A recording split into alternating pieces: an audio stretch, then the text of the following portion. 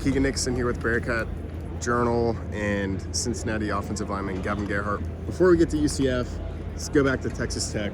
Yep. So you were here for the AAC days where you're playing at Tulane. It feels like there might be 20 people in the stands. Then you're going to Texas Tech. You're getting tortillas thrown at you when you're on the field. Yeah. What was that atmosphere like, and what did that kind of mean to you as a college football player to be able to play on that stage?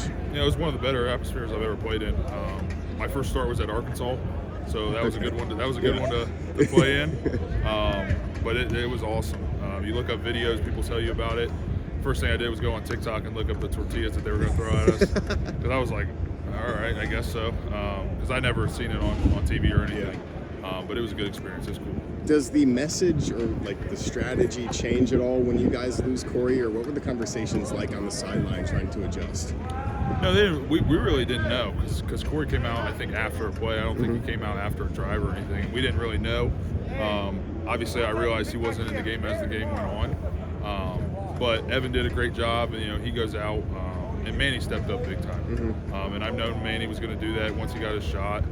And when we called that screen, I knew he was going to get the ball, and I knew he was going to take advantage of that opportunity. As long as me and Dion got out there and made a block for him, just gave him some space to run, I knew he was going to score. So, what's it like to have a quarterback that you can kind of turn to and be like, okay, this game's going to kind of come down to your arm and how you perform? And it seems like Brennan kept you guys in that game and gave you a shot with mainly just using his arm. Yeah, as long as we can protect him good enough to where he can have a little bit of time, to get rid of the ball.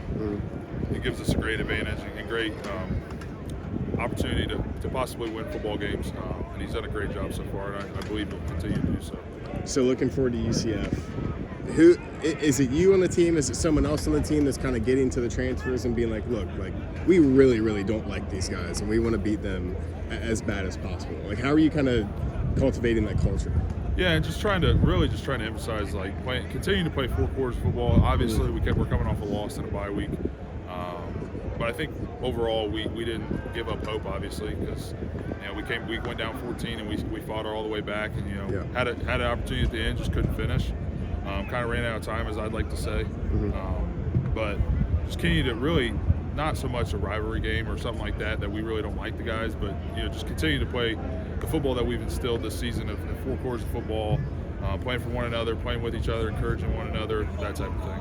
Is there any kind of angst with the hurricane? Are you monitoring that at all, or is it kind of whatever happens and we just roll with the punches? Really, just whatever happens. I'm not a big fan of flying, so I'm actually terrified of it. Believe me, yeah. So I'm a little nervous. I think the storm will be gone by then. It's really just the aftermath.